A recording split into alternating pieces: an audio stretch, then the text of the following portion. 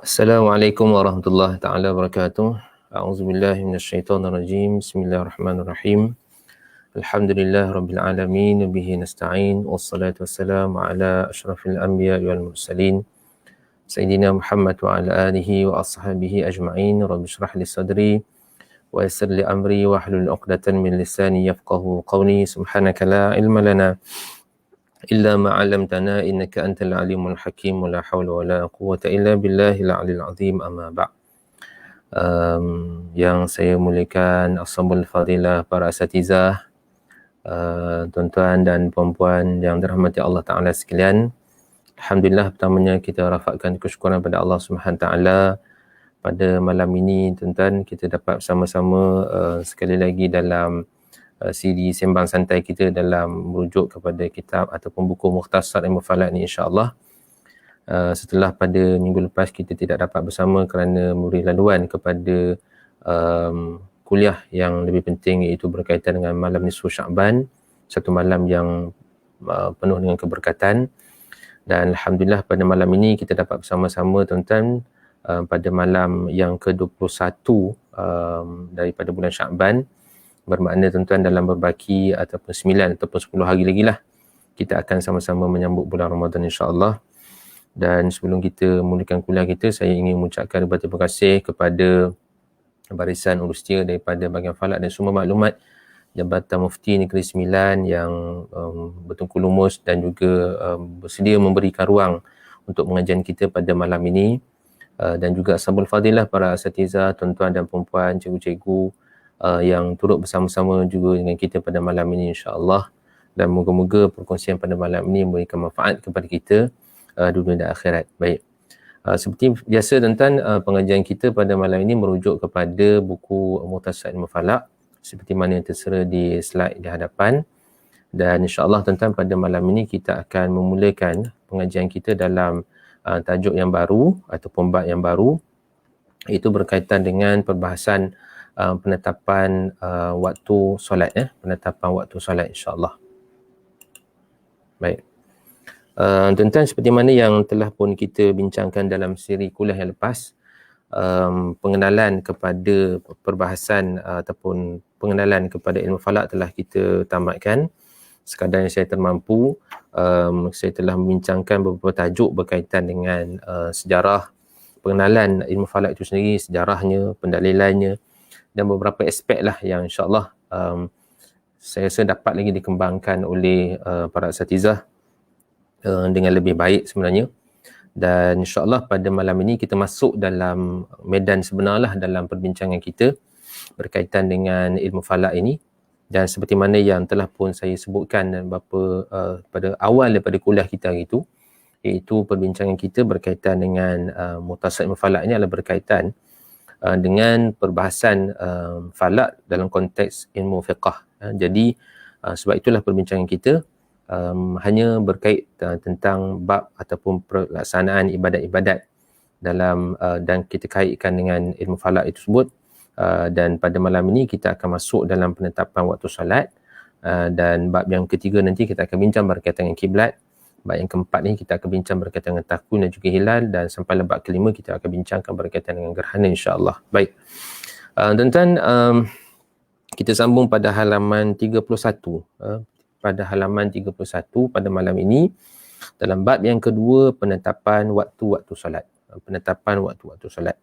Kita namakan tajuk pada malam ini tuan-tuan, penetapan waktu-waktu solat. Mengambil perbahasan ini, kita bukan membincangkan berkaitan dengan fiqh solat itu, tetapi sebahagian daripada fiqh solat itu iaitu melibatkan waktu-waktu solat. Seperti mana yang kita mesti maklum, tuan-tuan yang para asatizah yang belajar dalam usul fiqh, ada hukum wadai disebut, hukum wadai. Di mana dalam hukum wadai ini ada sebab, syarat dan juga manik. Biasanya kita sebut ada 3 lah pecahannya, sebab, syarat dan juga manik. Di mana waktu solat ini adalah sebahagian daripada apa yang disebut sebagai waktu solat ini sebahagian daripada apa yang disebut sebagai sebab, dan juga dalam konteksnya juga boleh disebut sebagai syarat. Contohnya tuan-tuan, kalau sekiranya kalau kita melibatkan contohnya waktu zuhur, maka antara sebab kita melaksanakan solat zuhur itu adalah kerana gelincirnya matahari. Sebabnya kerana gelincirnya matahari, maka kita pun solat zuhur. Dan antara syarat kita melaksanakan solat zuhur itu adalah kerana apa? Kerana masuknya waktu zuhur. Jadi ini antara perkara-perkara yang kalau kita bincangkan kepentingan ilmu falak ini dalam menentukan waktu-waktu solat ini, dan lebih penting lagi maknanya di sini bahawa bagaimana peranan ilmu falak itu untuk menjadikan solat kita ini sah ataupun tidak. Kerana ia melibatkan penetapan waktu solat sama ada ia telah masuk ataupun tidak. Dan sebab itulah kalau kita boleh flashback baliklah tuan-tuan, apa yang berlaku pada tahun lepas contohnya kan, 2019 dan 2020 bagaimana pelaksanaan ataupun perubahan parameter subuh daripada 20 pada 18. Contohnya dalam kita nak mencari atau berijtihad waktu yang paling tepat untuk menunjukkan terbitnya fajar itu. Dan itu sebahagian daripada sumbangan ilmu falak tersebut dalam menjadikan waktu solat kita ini adalah supaya lebih tepat dan juga lebih seiring dengan waktu dan juga cerapan yang dijalankan, insya-Allah. Baik tuan-tuan.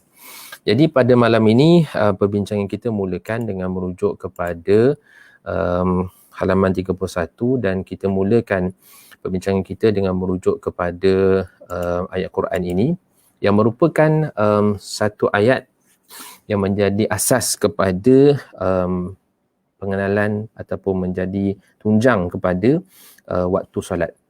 Firman Allah Subhanahu wa taala, auzubillahi minasyaitonir rajim, ya. Inna salata kanat 'alal mu'minina kitaban mawquta. Inna salata kanat 'alal mu'minina kitaban mawquta. Sadaqallahul azim. Bermaksud sesungguhnya sembahyang itu adalah satu ketetapan yang diwajibkan atas orang-orang yang beriman yang tertentu waktunya. Baik.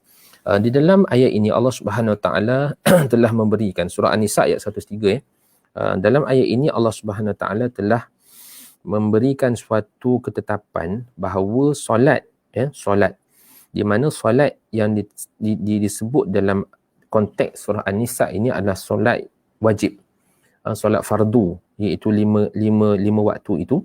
Kanat 'alal mu'minina kitaban mawquta, adalah satu ketetapan, dan kitaban ada satu ketetapan yang diwajibkan ke atas orang-orang yang beriman, dan ketetapan ini sifatnya itu adalah mawquta. Mawquta maknanya dia adalah satu ketetapan yang berwaktu, ketetapan yang berwaktu. Baik, cuba kita tengok sikit beberapa huraian yang saya kongsikan bersama dalam kitab Mukhtasar ini tuan-tuan. Tuan-tuan boleh rujuk kepada, tuan-tuan dan puan-puan boleh rujuk kepada halaman 31 tu, insya-Allah, di mana tuan-tuan, Ibnu Katsir dalam tafsirnya menyatakan bahawa Ibnu Mas'ud berkata, sesungguhnya solat itu berwaktu seperti ibadat haji yang juga berwaktu. Jadi berdasarkan kepada ayat ini, surah An-Nisa ayat 103 ini, Ibnu Katsir mengambil apa yang telah disebutkan oleh Ibnu Mas'ud bahawa solat yang disebut sebagai solat yang fardu itu, bahkan solat ini ada solat yang berwaktu, ada solat tidak berwaktu kan. Yang umumnya kalau kita, dalam konteks perbincangan kita ini, tentulah kita melibatkan solat-solat fardu, melibatkan zuhur, asar, maghrib, isyak dan juga subuh. Dan solat ini tuan-tuan adalah ada waktu-waktu dia, seperti mana ibadat haji yang boleh dilaksanakan pada bulan-bulan haji sahaja. Demikianlah juga tuan-tuan kalau kita bincangkan dalam konteks waktu solat, maka dalam konteks pelaksanaan ibadah solat, maka ibadah solat ini juga ada waktu-waktu dia, ada waktu-waktu dia. Tidak boleh dilaksanakan keluar daripada waktu dia kecuali dalam beberapa keadaan darurat dan sebagainya. Baik.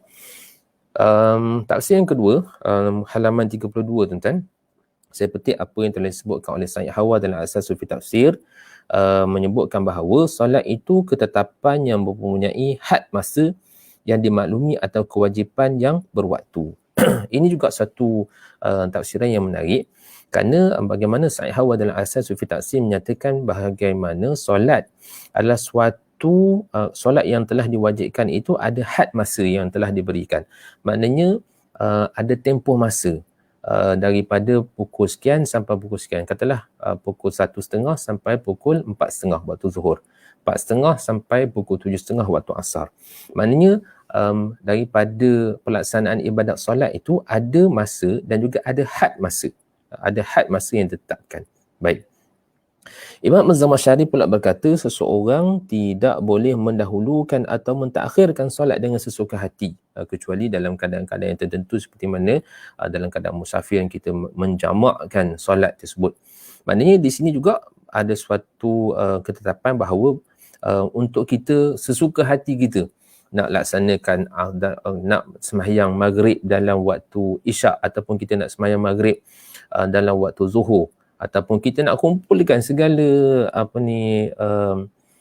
solat 5 waktu kita ni dalam satu waktu. Contohnya ada sebahagian daripada kita yang mungkin beranggapan bahawa kalau solat dalam waktu-waktu yang ditetapkan, contohnya sembahyang subuh, sembahyang zuhur, asar dan sebagainya, tak khusyuk.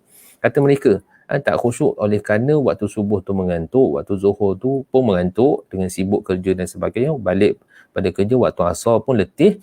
Jadi dia laksanakan subuh, zuhur, asar tersebut dalam waktu maghrib, pasal waktu maghrib ni dah lepas makan, dah lepas mandi dan sebagainya, rasa lebih selesa, maka dia laksanakan segala tiga-tiga waktu tersebut dalam waktu maghrib contohnya.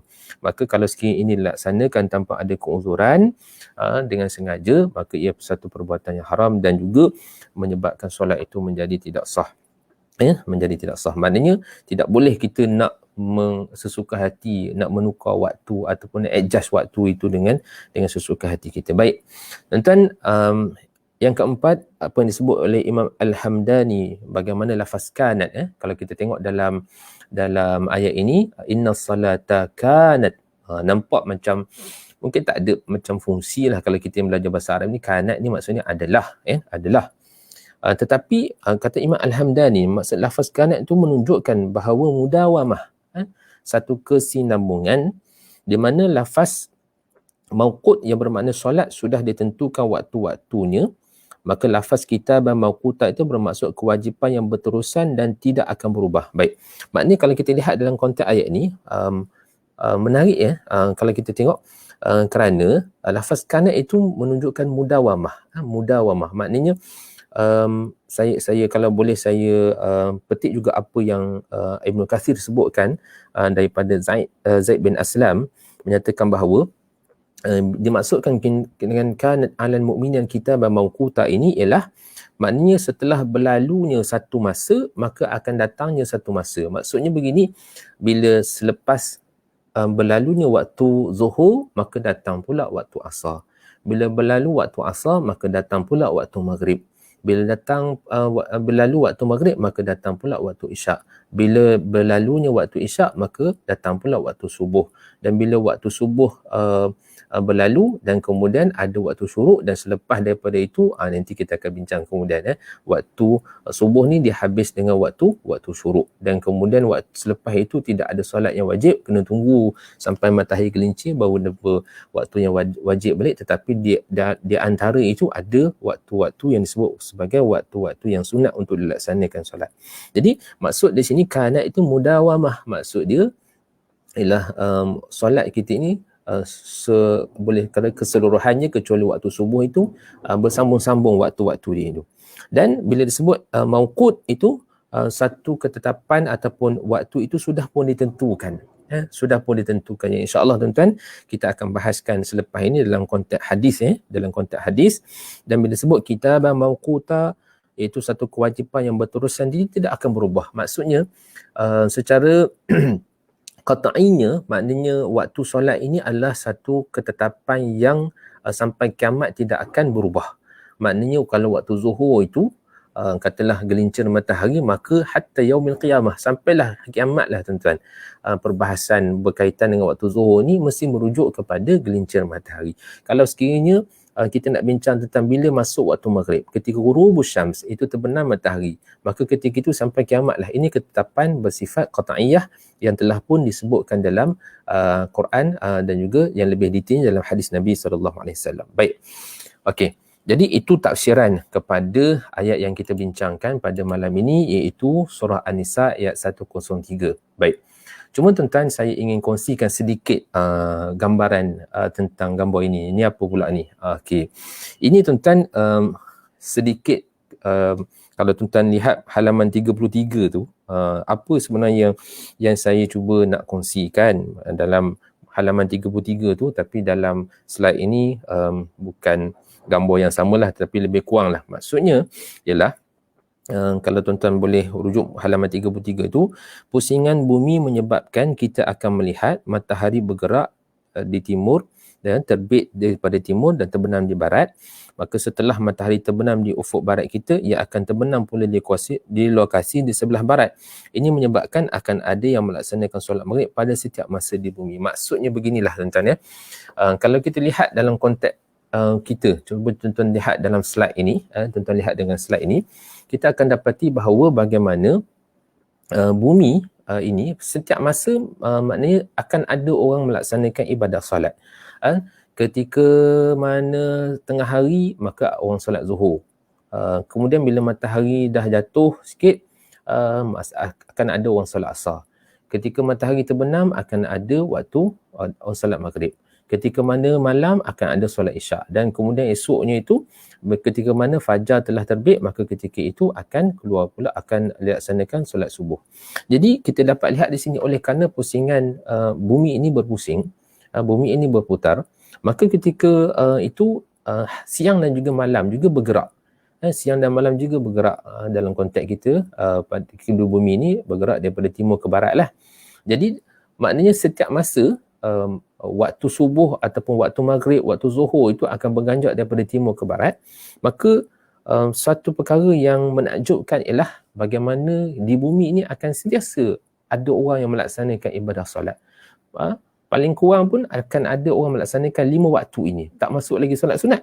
Tak masuk lagi solat sunat. Dan ini satu perkara yang menarik yang kalau saya nak kongsikan juga apa yang telah disebutkan oleh Dr. Ma'rafah dalam bukunya Etnomantik dan juga Etnomantik itu, yang saya kongsikan itu, menunjukkan kepada kita bahawa bagaimana dalam tafsiran ayat kullu fi falakin yasbahun tu, dan setiap sesuatu itu beredar ataupun berada di atas falaknya, yasbahun itu. Dengan akar kata daripada perkataan yasbahun tu, kalau kita tengok huruf sin baha itu maknanya bumi ini bertasbih dengan bergerak, berputar di atas orbit dia. Maka bumi ini juga akan selagi mana dia berputar, maka selagi itulah akan ada orang yang melaksanakan ibadah solat yang akan sentiasa menyebut nama Allah Subhanahu Wa Taala. Dan saya nak kongsikan bagaimana dalam satu hadis riwayat Imam Muslim daripada Abdullah bin Mas'ud menyatakan bahawa ini satu perkara yang menarik untuk saya kongsikan insya-Allah. Disebutkan bahawa bagaimana dalam saat-saat akan berlakunya kiamat nanti, disebutkan la taqumu sa'ah hatta la yuqalu fil ardi Allah Allah. Allah Allah. Ini hadis daripada Anas bin Malik, riwayat Imam Muslim, bahawa tidak akan berlakunya kiamat hatta la yuqalu fil ard, sampailah di bumi ini tidak ada lagi orang yang berkata Allah Allah Allah. Maknanya sampailah satu saat nanti bahawa tidak ada lagi orang di bumi ini yang melaksanakan ibadah solat, maka ketika itulah akan datangnya saat kiamat. Dan dalam satu hadis daripada Abdullah bin Mas'ud yang saya sebutkan tadi, la taqumu sa'ah illa ala syirarin nas, dan ketika mana tidak akan berlakunya kiamat itu kecuali ketika itu adalah orang-orang yang jahat-jahat sahaja yang ada di muka bumi ini, sementara orang yang baik-baik, orang Islam, orang beriman itu Allah Ta'ala telah matikan terlebih dahulu. Baik, maknanya ini suatu satu hikmah lah, wallahu ta'ala alam. Hikmah waktu solat ini kalau nak dikirakan Allah Ta'ala saja yang lebih mengetahuinya, dan kenapa ada waktu-waktunya. Tetapi bila kita melihat di sini, wallahu ta'ala alam tuan-tuan, mungkin inilah sebahagian daripada hikmah kenapa kita ini diminta untuk melaksanakan solat dalam waktu-waktu yang telah ditetapkan. Kerana bila kita solat dalam waktu yang telah ditetapkan, maka ketika itu menyaksikan bahawa akan sentiasa ada orang melaksanakan solat di muka bumi Allah Ta'ala ini. Itu tak masuk lagi dalam solat yang solat sunat, yang melaksanakan tahajud, yang melaksanakan solat-solat witir, duha dan sebagainya. Tetapi kalau sekiranya orang di bumi ini, manusia di bumi ini hanya melaksanakan solat 5 waktu itu sahaja pun dah cukup membagi memastikan bahawa setiap saat, setiap ketika akan ada orang yang melaksanakan ibadah solat dan akan ada orang yang menyebutkan perkataan Allah Allah, kerana ketika mana kita nak solat tentu sekali lah kita akan melaksanakan takbiratul ihram, Allahu akbar itu. Baik. Dan saya kongsikan lagi, tak habis lagi tuan-tuan.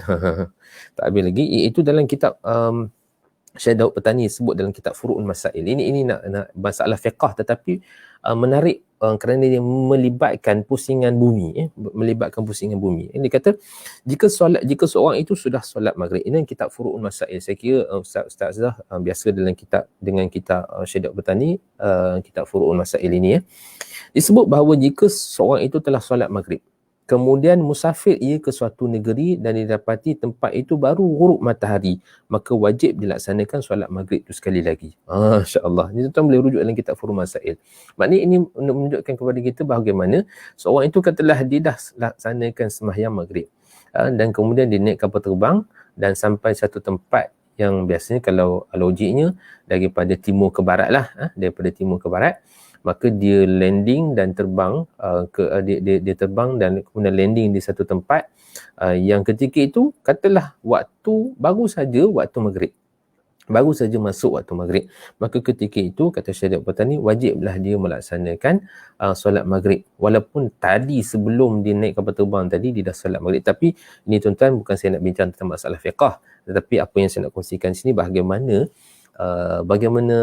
istilah saya boleh sebut futuristiknya apa yang telah disebutkan dalam kitab Furu'ul Masail oleh Syekh Daud Petani, bagaimana seseorang tersebut yang bermusafir dan ketika mana dia telah melaksanakan suatu solat, contohnya solat maghrib, bila dia sampai di satu tempat yang dia baru sampai, ketika itu baru saja masuknya waktu maghrib, maka ketika itu dia kena solat lagi. Maknanya di sini bahawa membuktikan bagaimana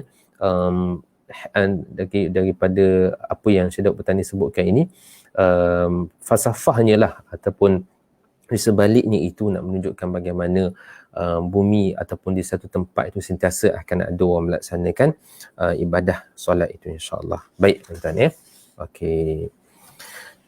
Kemudian tuan-tuan kita beralih kepada halaman 34. Halaman 34 insya-Allah. Dalam halaman 34 ni tuan-tuan, perbahasan dia memang agak panjang, memang agak panjang, memang panjang sangat tuan-tuan tapi saya cubalah untuk meringkaskan sekadar yang saya mampu, insya-Allah. Baik. Seperti mana yang kita sebutkan tadi bahawa dalam Quran Allah Taala telah memberikan suatu perintah bahawa inna salata kanat 'alal mu'minina kitaban mawquta. Solat itu telah ditentukan, solat itu telah diwajibkan dan ada waktu-waktu yang telah pun ditentukan. Namun tuan-tuan, apakah waktu-waktu solat itu? Apakah waktu-waktu solat itu? Baik tuan-tuan. Secara umumnya kalau kita lihat di dalam Quran tidaklah mendetailkan, walaupun nanti insya-Allah saya akan tunjukkan ada satu nas yang menurut sebahagian daripada ahli tafsir merujuk kepada solat 5 waktu yang kita laksanakan ni ada dalam Quran, tapi insya-Allah saya akan bincang nanti. Saya nak rujuk dulu kepada hadis ini, hadis Jabir bin Abdullah yang disebutkan oleh para ulama, dan saya rujuk kepada satu kertas kerja yang pernah dibentang oleh tuan guru kita, oleh tuan guru Haji Saleh bin Ahmad. Tuan guru Haji Saleh bin Ahmad, tuan guru kita yang pernah bentang tentang waktu-waktu solat, dan beliau merujuk kepada hadis Jabir bin Abdullah ini kerana kata beliau ini adalah hadis yang paling lengkap lah berkaitan dengan waktu solat. Berkaitan dengan waktu solat. Kerana apa? Kerana dalam hadis ini menerangkan awal dan juga akhir waktu dengan lebih detail berbanding dengan hadis-hadis yang lain. Wallahu ta'ala alam. Ini saya quote apa yang tuan guru kita telah sebutkan, tuan guru Haji Saleh bin Haji Ahmad. Baik.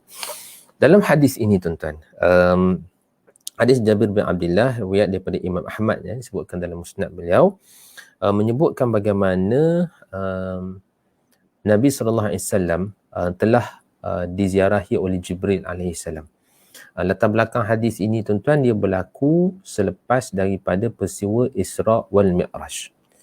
Selepas daripada peristiwa Isra' wal Mi'raj, maka ketika itu siang hari itu maka Jibril alaihissalam ziarah baginda Nabi SAW, dan ketika itulah berlakulah apa yang dalam konteks hadis ini, di mana tuan disebutkan faqala qum fasalli, qum fasalli fasalla zuhra hina zalat syams. Maka ketika itu tuan-tuan, Jibril alaihissalam telah ajak baginda Nabi SAW untuk berdiri untuk solat, dan solat ketika itu dinamakan solat zuhur. Ketika mana solat zuhur itu? Hina zalat syams, iaitu ketika gelincir matahari. Itu ketika mana gelincir matahari. Dalam hadis ini, solat dalam konteks hadis ini tuan-tuan, selepas daripada peristiwa Isra' wal Mi'raj, maka solat yang pertama dilaksanakan dalam ketetapan 5 waktu itu adalah solat zuhur. Tuan-tuan boleh rujuk dalam kitab Sabilul Muhtadin pun ada disebutkan oleh Syekh Arsyad Banjari. Baik, maka ketika itu Nabi SAW solat zuhur hina zalat syams, maknanya petanda awal ataupun waktu solat yang ditunjukkan dalam hadis ini. Yang pertama, waktu zuhur itu apa dia tanda dia? Zalat syams. Zalat syams. Baik. Summa ja'ahul asr. Kemudian masuk pula waktu asar. Maka Jibril AS berkata kepada baginda Nabi SAW, faqala qum fasalli. Maka berdirilah, kemudian solat. Solat apa? Solat asar. Ketika mana? Hina sara dhillu kulli syai'in mislahu. Iaitu ketika mana panjang bayang itu sama dengan seumpamanya. Saya boleh terjemah beginilah. Maknanya panjang bayang sama dengan tiang. Maknanya kalau tiang itu kita dirikan, tiang itu secara tegak 90 degree, maknanya tiang tersebut katalah 2 meter ataupun 3 meter ataupun 5 meter contohlah. Maka ketika itu bayang tu pun sama panjang dengan tiang itu. Ini maksudnya hina sara dhillu kulli syai'in mithlahu. Atau qala sara dhillahu mithlahu. Begitu juga. Summa ja'ahul maghrib. Kemudian datang pula waktu maghrib. Faqala qum fasalli. Maka ketika itu Nabi SAW diajak sekali lagi oleh Jibril AS untuk apa? Untuk solat. Solat apa? Solat maghrib. Ketika mana? Hina wajabat syams. Iaitu ketika mana terbenamnya matahari. Ketika mana? Maknanya tanda kedua yang disebut, tanda yang ketiga disebut dalam ini adalah waktu maghrib, dan waktu maghrib ini dilaksanakan ketika mana terbenamnya matahari. Kemudian summa ja'ahul isya. Kemudian datang pula pada waktu isya. Faqala kum fasallih. Maka ketika itu diajak oleh Jibril alaihissalam. Maka ketika itu baginda Nabi SAW solat pula, solat waktu apa? Waktu isya. Ketika mana? Hina ghabat syafaq. Ketika mana telah hilangnya syafaq. Ini kita akan bincang. Apakah syafaq nanti kita akan bincang. Hina ghabat syafaq. Ketika mana hilangnya ataupun ghaibnya syafaq. Summa ja'ahul fajr. Kemudian datang pula ketika waktu fajar ataupun yang kita kenal sebagai waktu subuh. Faqala kum fasalli fasalla hina baraqal fajr atau qala hina sat'al fajr. Dan ketika itu Nabi SAW solat fajar ataupun solat subuh ketika mana? Hina baraqal fajr, iaitu ketika mana fajar ini sudah bersinar, ataupun sat'al fajr ataupun telah disebut sebagai terpancarnya fajar itu. Baik. Kemudian tuan-tuan, ini dalam konteks tuan-tuan, hadis ini menceritakan 2 hari. Ini hari pertama. Kemudian pada hari kedua, summa ja'ahu. Sambungan tuan-tuan hadis ini berlaku pada hari kedua. Summa ja'ahu minal ghadin lizuhri faqala kum fasalli fasalla zuhra hina zarat dhillu kulli syai'in mislahu. Kemudian ketika hari kedua, Jibril AS datang ziarah Nabi SAW. Ajar pula ketika itu waktu zuhur, tetapi waktunya berbeza dengan waktu hari pertama, iaitu hina sara dhillu kulla syai'in mithlahu, di mana ketika itu Jibril AS ajak baginda Nabi SAW solat zuhur ketika mana panjang bayang sama dengan tiang. Panjang bayang sama dengan tiang. Hari pertama Jibril AS datang ketika mana gelincir matahari, maka dia ajak solat zuhur. Hari kedua Jibril AS ajak Nabi SAW solat ketika mana panjang bayang sama dengan tiang. Summa ja'ahul asr. Kemudian datang pula pada waktu asar, dan diajak semayang asar ketika itu. Ketika mana? Ketika hina sara Zillu kulla syai'in mithlaihi, ketika mana panjang bayang itu 2 kali ganda panjang tiang. Saya permudahkan terjemahannya. Ketika mana menjadi bayang itu 2 kali ganda panjang tiang. Maksudnya kalau tiang yang kita dirikan tadi tu lebih kurang dalam 2 meter, maka panjang bayang tu hendaklah 2 kali ganda, maknanya jadi 4 meter lah. Jadi 4 mislaihi. Baik. Dan kemudian itu sembahyang asar. Summa ja'ahu lil maghrib. Kemudian datang pada waktu maghrib. Al-maghrib watan wahidan lam yazul anhu. Waktu maghrib ini special sikit kerana dalam hadis riwayat daripada Jabir bin Abdullah ini, waktu maghrib ini waktu yang sama macam kemarin. Waktu maghrib ni waktu yang sama macam kemarin. Dia tidak ada beza. Baik. Summa ja'ahu lil isya. Kemudian datang pula untuk solat isya, dan ketika mana ketika mana hina dhahaba nisful lail atau qala thuluthul lail, iaitu ketika mana telah berlalunya 1/2 malam ataupun telah berlalunya 1/3 malam. 1/2 malam ataupun 1/3 malam. Fa shalla isya, dan ketika itu Nabi SAW sembahyang isyak. Sembahyang isyak ketika itu ketika 1/2 ataupun 1/3 malam. Summa ja'ahu lil fajr, dan kemudian baginda Nabi SAW sembahyang subuh ketika mana? Hina asfara jiddan, ketika mana hari itu dah siang, hampir dah cerah lah. Maksudnya waktu tu hari dah cerah. Maka Nabi SAW diajak oleh Jibril AS untuk solat subuh. Faqala qum fasalli, sembahyanglah subuh ketika itu. Thumma qala ma baina hadaini waqtun, maka Jibril AS beritahu bahawa di antara kedua inilah waktu solat. Baik. Berdasarkan kepada hadis ini tuan-tuan sekalian, dalam konteks hadis ini, sebab itu saya katakan tadi apa yang Tuan Guru saya sebutkan, Tuan Guru Haji Saleh sebutkan, hadis ini lengkap. Kerana hadis ini kalau kita bandingkan dengan beberapa hadis lain, dia tidak selengkap ini. Kerana hadis ini menceritakan tentang awal waktu pada hari pertama. Kalau tuan-tuan tengok dalam hadis tu sampai habis tentang hina barakal fad atau qala hina satal fad, maknanya itu hari pertama. Kemudian Jibril AS datang pula hari kedua. Hari pertama Jibril AS ajar tentang awal waktu. Ajar tentang awal waktu. Dan kemudian pada hari kedua Jibril AS datang mengajak Nabi SAW untuk solat, dan bertujuan untuk ajar pula pada hari kedua itu tentang akhir waktu. Jadi hari pertama Nabi SAW diajar oleh Jibril tentang awal waktu, dan pada hari kedua diajar tentang akhir waktu. Akhir waktu. Baik. Berdasarkan kepada hadis ini tuan-tuan, nanti saya akan buat kesimpulan kepada tanda-tanda di dalam hadis ini berkaitan dengan waktu solat. Baik. Cuma tuan-tuan kalau tak ada dalam slide ni, tuan-tuan boleh rujuk pula dalam buku kita ni halaman 35. Saya kongsikan juga hadis daripada Abdullah ibn Umar. Abdullah ibn Umar. Baik.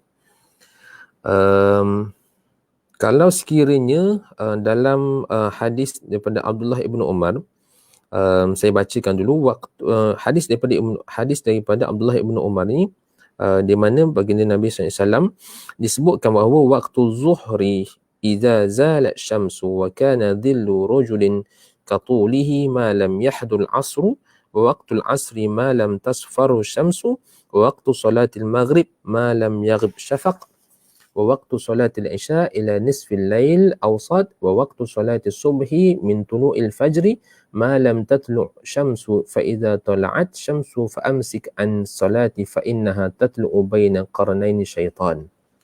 Baik. Dalam hadis daripada Abdullah ibnu Umar ini, Abdullah ibnu Umar menyatakan bahawa bagaimana dalam hadis daripada Abdullah ibnu Umar ni, saya buat sedikit perbandingan tuan-tuan. Bagaimana Nabi SAW telah bersabda, waktu zuhur ialah ketika gelincir matahari hinggalah bayang seseorang lelaki menyamai ketinggiannya selagi mana belum masuknya waktu asar. Waktu asar tamat selagi mana belum menguning matahari, maknanya matahari itu jadi kuning. Waktu maghrib pula selagi tidak hilangnya syafaq. Waktu solat isyak pula hingga separuh pertengahan malam. waktu solat subuh bermula dari terbit fajar selagi tidak terbit matahari. Apabila terbit matahari, tahanlah dirimu dari solat kerana ia matahari terbit di antara dua tanduk syaitan. Baik, tuan-tuan. Berdasarkan kepada hadis ini, saya bagi nampak kerana tak ada dalam teks ini, tuan-tuan ya. Okey. Berdasarkan kepada hadis daripada Abdullah ibnu Umar ini, beri satu perbandingan, tuan-tuan. Berbanding dengan hadis Jabir bin Abdullah tadi, ada hadis Jabir bin Abdullah ni lebih panjang, lebih detail. Cuma dalam hadis daripada Abdullah ibnu Umar ini, hadis yang lebih pendek dan perbincangannya pun lebih pendek lah. Okey. Berdasarkan kepada kedua-dua konteks hadis ini, kalau kita dapat lihat bahawa kedua-dua ini memberikan kita suatu petanda bahawa waktu solat ini dirujuk kepada pergerakan matahari. Sekejap tuan-tuan, saya pergi pada slide sekejap. Okey, ini slide ni.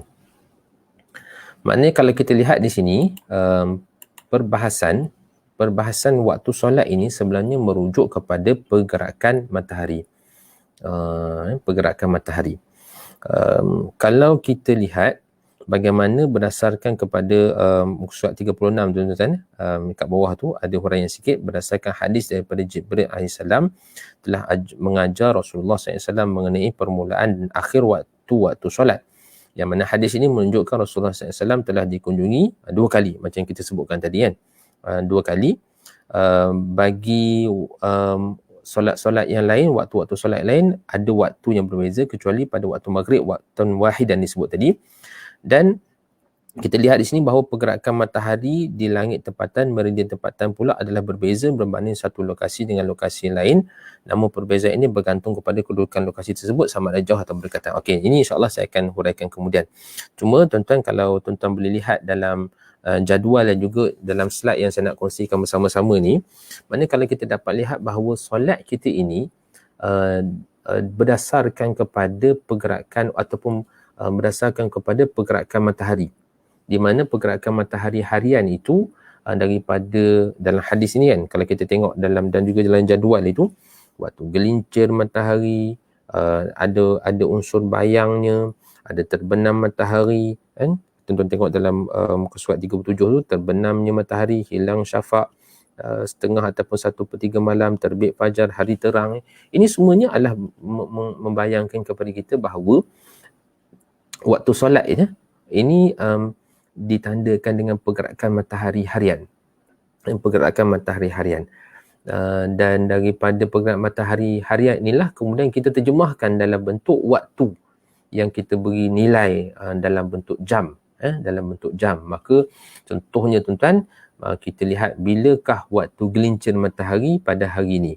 Pada hari ini contohnya, pada 3/4 hari ini, bilakah waktu matahari gelincir? Waktu matahari gelincir pada hari ini adalah pada 1.24 tengah hari contohnya.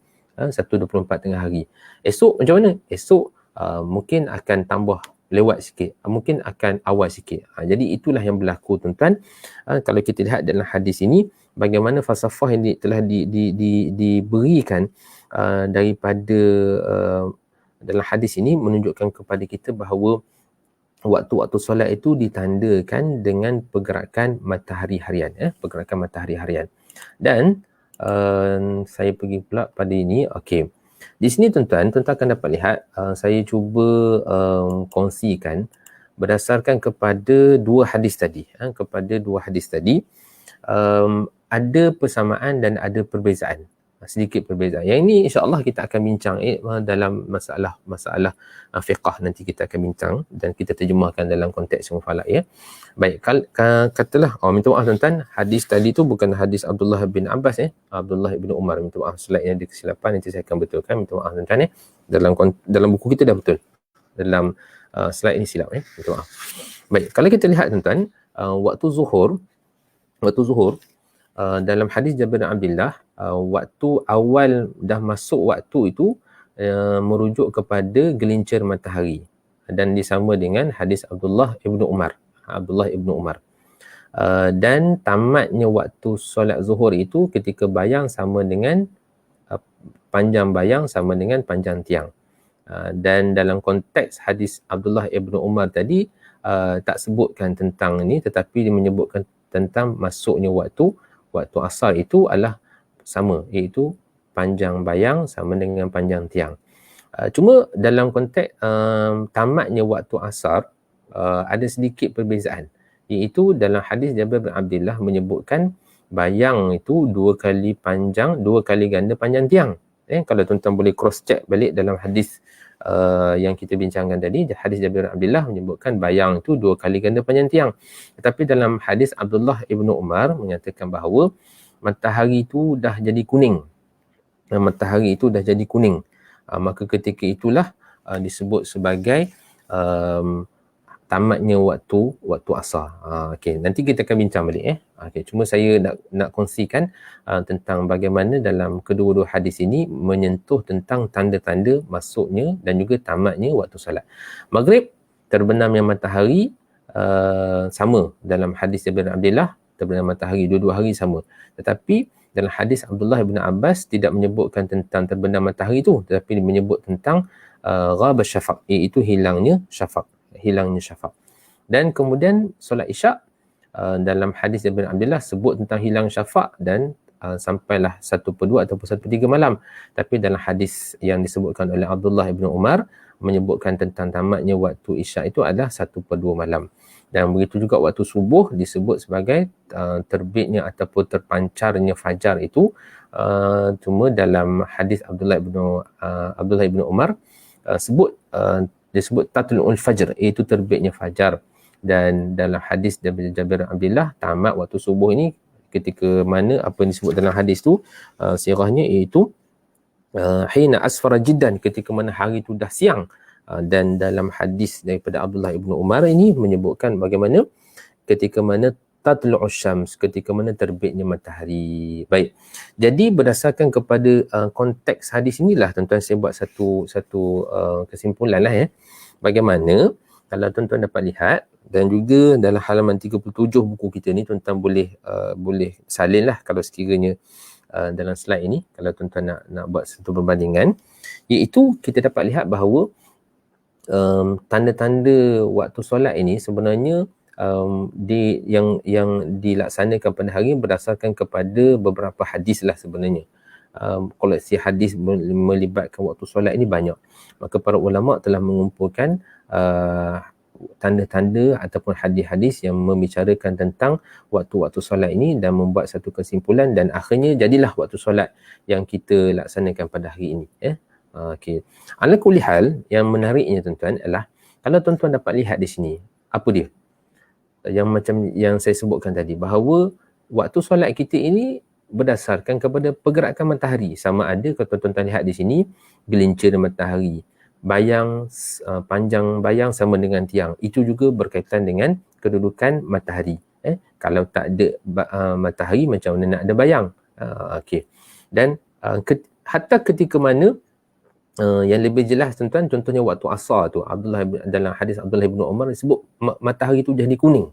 Matahari tu jadi kuning. Ini juga menarik.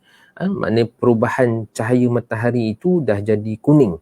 Daripada putih waktu tengah hari tu, dan kemudian jadi kuning, dan kemudian nanti oranye, kemudian jadi warna merah ketika mana sebelum terbenam. Maknanya ini tanda masuknya ataupun tanda tamatnya waktu-waktu solat itu dengan merujuk kepada perubahan kedudukan, perubahan warna matahari tersebut dan kedudukan ataupun kedudukan panjang bayang itu.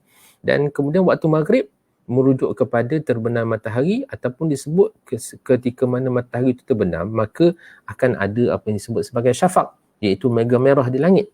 Maka mega merah di langit inilah yang menjadi tanda bahawa waktu maghrib itu telah masuk dan dia masih ada. Sehinggalah langit kita ni menjadi gelap gelita, maka ketika itu masuklah waktu isyak. Dan sampailah ketika mana keesokan harinya, iaitu ketika mana kita lihat di sebelah timur akan ada balam-balam putih yang kelihatan ketika itu, apa yang disebut sebagai terbitnya fajar. Maknanya fajar ini dia akan kelihatan ketika mana matahari sudah semakin hampir untuk terbit. dalam konteks pada hari ini kita kata 18 darjah lah, 18 darjah. Baik. Jadi di sini tuan-tuan kita dapat lihat satu perkara yang menarik untuk saya kongsikan sini. Ini maknanya kalau dapat lihat dalam konteks di sini, waktu zuhur, asar, maghrib, isyak, subuh, syuruk dan sebagainya ini semua adalah kedudukan matahari harian, daripada waktu zuhur gelincir, waktu asar, waktu maghrib, waktu isyak, waktu subuh dan waktu syuruk yang hampir lebih kurang sama dengan waktu maghrib. Okey. Kesemua tuan-tuan, ini berapa? 2, 4, 6. Ada 2, 6 tanda waktu solat di sini. Kita hari ni tentu sekali lah kalau tuan-tuan nak laksanakan solat subuh esok, saya yakinlah tak ada di kalangan kita yang keluar untuk lihat ada fajar baru nak solat. Kebanyakan kita akan berdasarkan kepada time ataupun masa yang telah ditetapkan yang disusun oleh Jabatan Mufti negeri masing-masing, ataupun kita berdasarkan kepada azan subuh saja, maka kita dah bersangka ataupun dah kata follow saja. Bila azan subuh tu maknanya kita dah beriktikad bahawa ketika itu ataupun telah beranggapan bahawa telah masuknya waktu subuh. Dan semua itu ditandakan dengan jam. Jadi di sinilah tuan-tuan menariknya kepada slide ini. Ni. Maknanya tuan-tuan minta maaf lah kalau saya tunjuk ni waktu solat di Ipoh kan. Okey. Maknanya di sini ialah dalam Islam sesuatu perkara yang menarik untuk kita lihat di sebalik waktu solat kita ini. Di sebalik waktu solat kita ini sebenarnya waktu solat kita daripada ini, contoh waktu imsak, subuh, syuruk, zuhur, asar, maghrib, isyak ni, ini sebenarnya adalah kalau kita lihat secara zahirnya ia adalah takwim waktu solat lah. Kalau tuan-tuan tanya kan kepada siapa pun, orang kata ini adalah takwim waktu solat. Tetapi adakah kita sedar bahawa takwim waktu solat ini adalah jadual pergerakan matahari harian?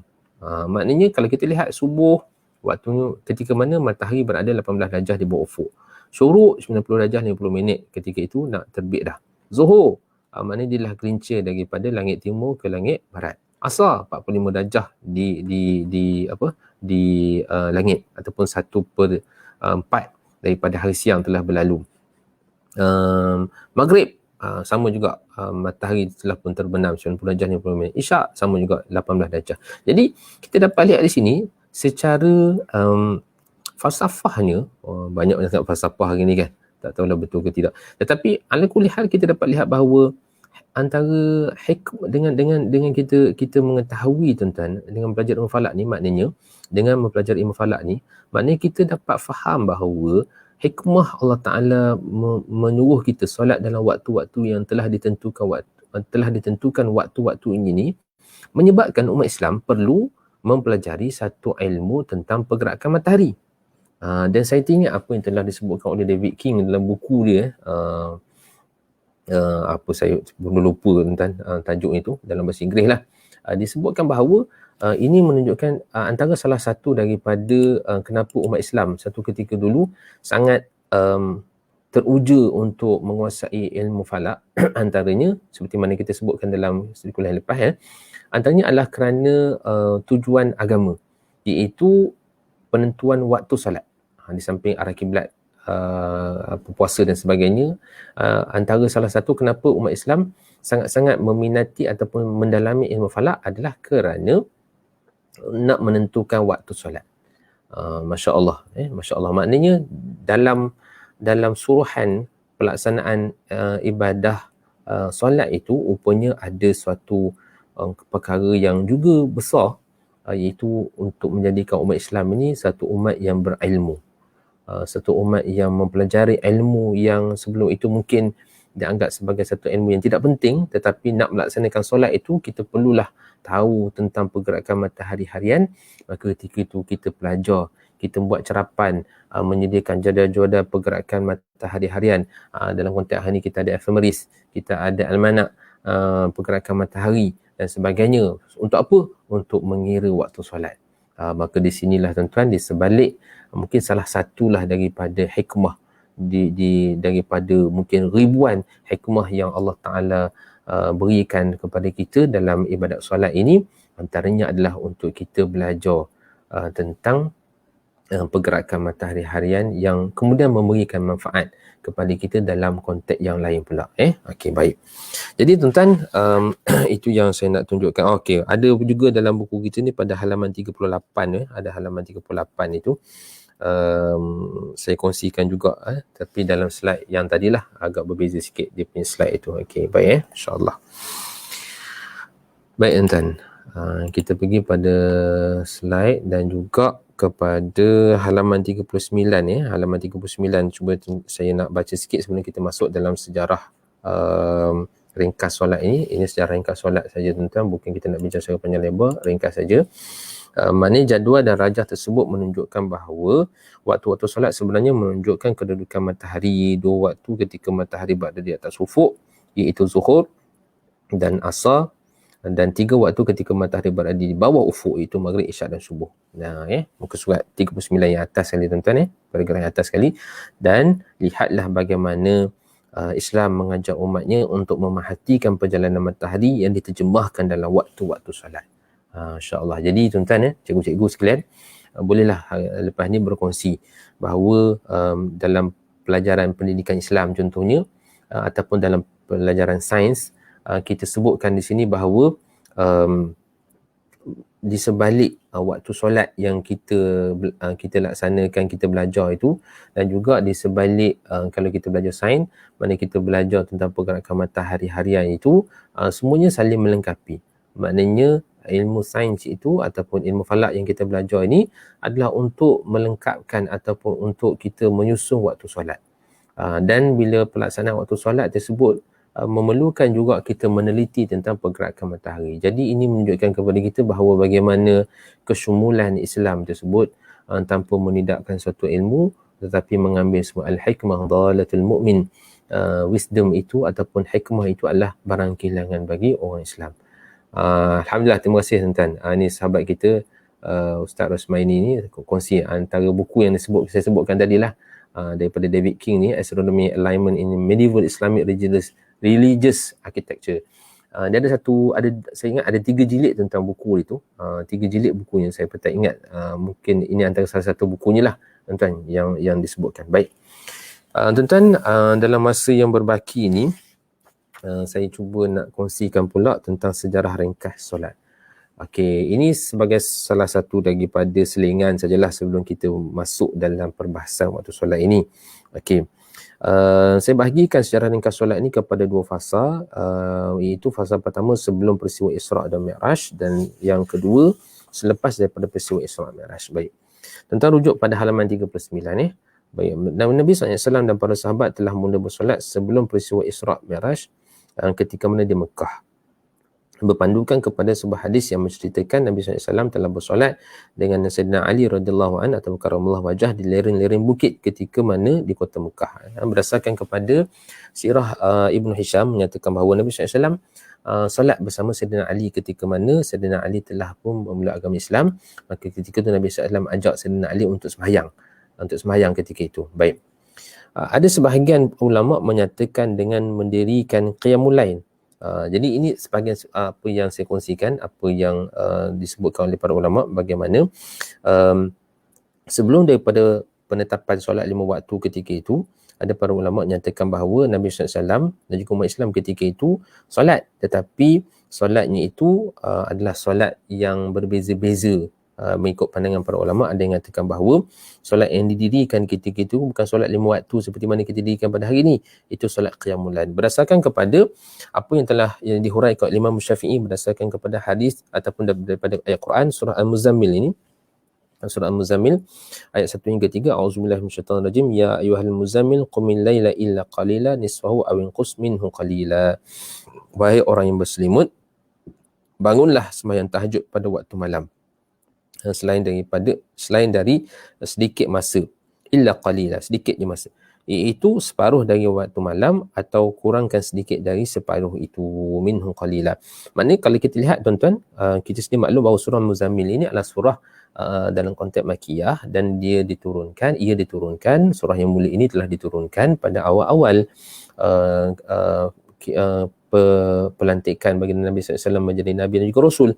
Maka ketika ini sudah ada ayat yang menyebutkan bahawa perkataan qumil laila, maknanya dia bangun ataupun bangunlah ataupun dirikanlah solat tahajud pada malam ini, dan ini menunjukkan bahawa adanya solat dalam konteks sejarah itu. Baik.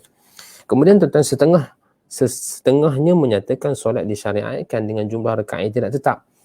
Ini juga ada pandangan yang mengatakan bahawa solat itu ada, tetapi masih lagi tidak ditetapkan rakaatnya itu. Setengahnya pula menyatakan solat disyariatkan ketika itu adalah solat subuh dan juga solat asar. Inilah pandangan yang telah disebutkan oleh Imam Al-Qurtubi, Imam Hasan Al-Basri dan juga Imam Qatadah berdasarkan kepada surah Al-Qaf, surah Qaf ayat 39, di mana Allah Ta'ala berfirman, a'udzubillahi minasyaitanir rajim, fasbir 'ala ma yaquluna wasabbih bihamdi rabbik qabla tulu'is syams wa qabla al-ghurub. Baik.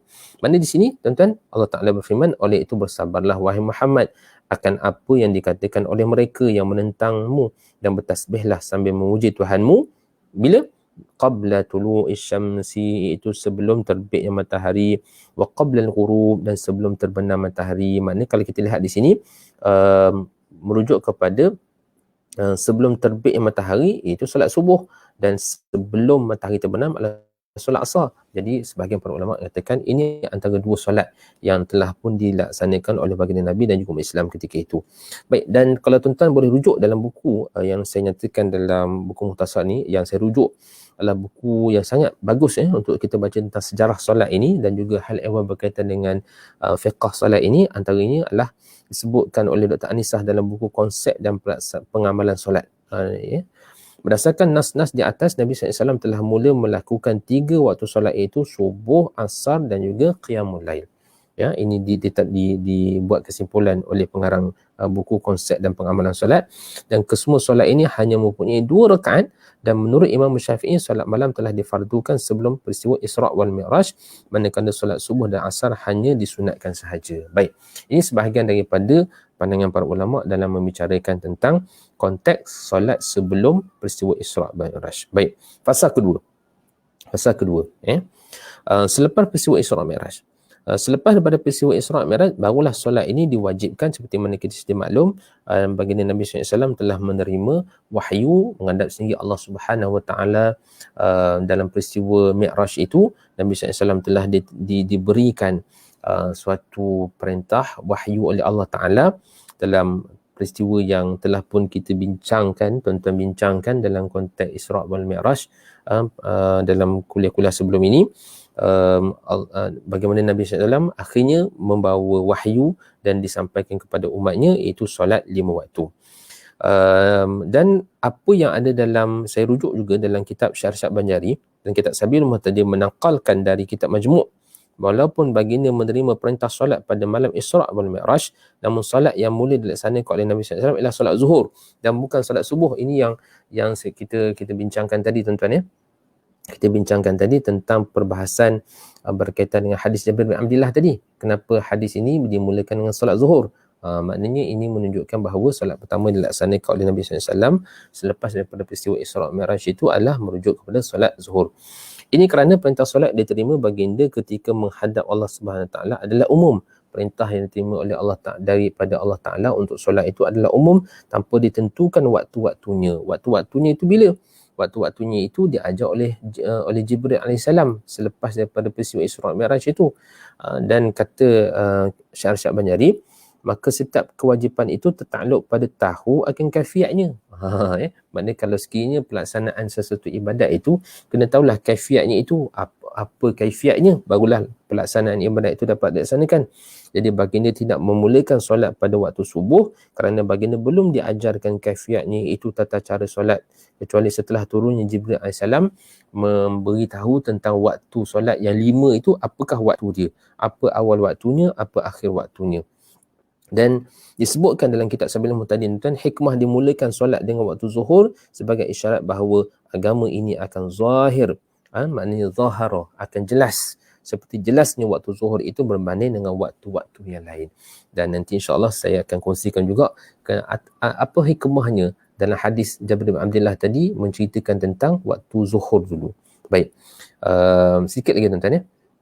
Dan menurut Abdullah ibn Abbas, solat 5 waktu ini, ini saya katakan tadi, mungkin kita kata solat 5 waktu ni tak ada dalam Quran. Ada, tuan-tuan. Di mana? Surah Ar-Rum ayat 17 hingga ayat 18. Ada saya nyatakan dalam slide itu.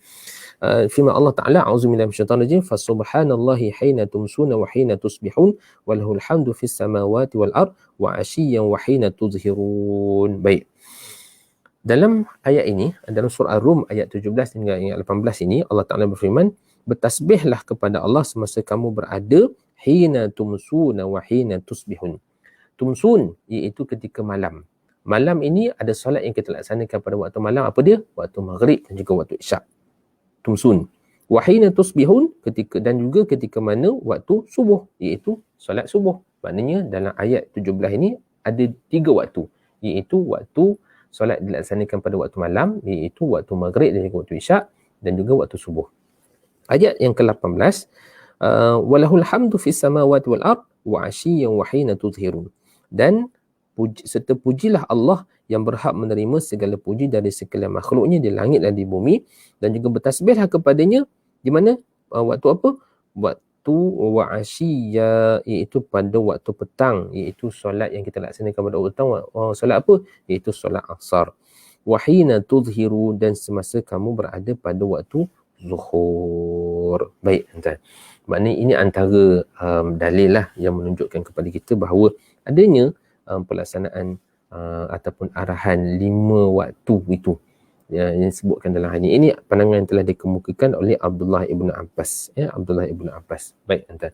Dan sedikit lagi, tuan-tuan, walaupun kita dah terlajak masa juga tu, itu saya nyatakan, kalau tuan-tuan lihat pada halaman 41 tu dan juga halaman 42, ada saya nyatakan sedikit lah tentang beberapa sejarah berkaitan dengan pelaksanaan solat, pelaksanaan solat ini oleh Nabi-Nabi dan juga umat-umat terdahulu. Antaranya telah dikemukakan oleh Imam Ar-Ramli bagaimana solat subuh itu telah dilaksanakan oleh Nabi Adam AS, solat zuhur itu telah dilaksanakan oleh Nabi Daud AS, solat asar itu telah dilaksanakan oleh Nabi Sulaiman AS, solat maghrib itu telah dilaksanakan oleh Nabi Yaqub AS, solat isyak itu telah dilaksanakan oleh Nabi Yunus AS. Dan itu satu pandangan. Imam At-Tahawi pula menyatakan bahawa waktu fajar itu yang dilaksanakan oleh Nabi Adam AS. Solat zuhur ini pula telah dilaksanakan oleh Nabi Ibrahim AS. Dan Nabi Uzair AS ketika itu telah melaksanakan solat asar. Nabi Daud AS telah melaksanakan solat maghrib. Dan dinyatakan dalam Imam At-Tahawi ini bagaimana solat maghrib, solat isyak, tuan-tuan, telah dilaksanakan pertama kalinya oleh siapa? Oleh baginda Nabi SAW. Baik, tuan-tuan. Jadi ini sedikit sejarah daripada waktu solat, yang mana sebagai satu selingan sajalah kepada pembincangan kita dalam melibatkan waktu solat ini. Baik, tuan-tuan, saya cuba lihatlah kok ada beberapa soalan yang saya boleh komen secara ringkas. Solat boleh, dia Haji Muhammad Safar, solat bolehlah dibuat balik kalau puasa dah buka dan masuk maghrib semula sebab perjalanan tadi nak kena ganti. Ini apa ni? Oh, berkaitan dengan perbahasan tadi. Ini berkaitan dengan fiqh puasa lah. Saya kira kita serahkan kepada para asatizah yang membicarakan tentang perbahasan berkaitan dengan ibadat puasa lah, yang saya ingat pun ada dalam perbincangan di di Jabatan Mufti Negeri Sembilan ni, insya-Allah. Dan Ustaz Amri Al-Husni, Ustaz, apakah pandangan yang paling kuat tentang bilakah berakhirnya waktu isyak? Ini insya-Allah kita akan tarjih pada perbahasan yang selanjutnya, tetapi apa yang kita laksanakan pada hari ini, tuan-tuan, solat subuh kita tamat, solat isyak kita tamat setelah masuknya waktu subuh. Tidak bukan 1/2 ataupun 1/3 malam. Itu yang kita laksanakan dalam konteks kita di Malaysia pada hari ini. Baik, tuan-tuan, saya rasa setakat ini insya-Allah perbincangan kita pada malam ini. InsyaAllah nanti kita akan bincangkan balik dalam pembahagian waktu, dalam waktu solat pada halaman 42, dan saya ucapkan terima kasih kepada tuan-tuan dan puan-puan, para asatizah sekalian yang bersama-sama kita dalam kuliah pada malam ini, dan mohon maaf kalau sekiranya ada beberapa kesilapan, kesalahan dan soalan-soalan yang mungkin tidak dapat saya jawab dengan baik. Saya mohon maaf, dan insyaAllah moga-moga tuan-tuan kita akan bertemu lagi pada minggu hadapan kalau sekiranya diberikan keizinan oleh Allah Subhanahu Taala dan ada masa yang kita boleh bersama-sama insya-Allah. Wallahu taala alam. Aku lihat hadza wa astaghfirullahalazim. Assalamualaikum warahmatullahi taala wabarakatuh.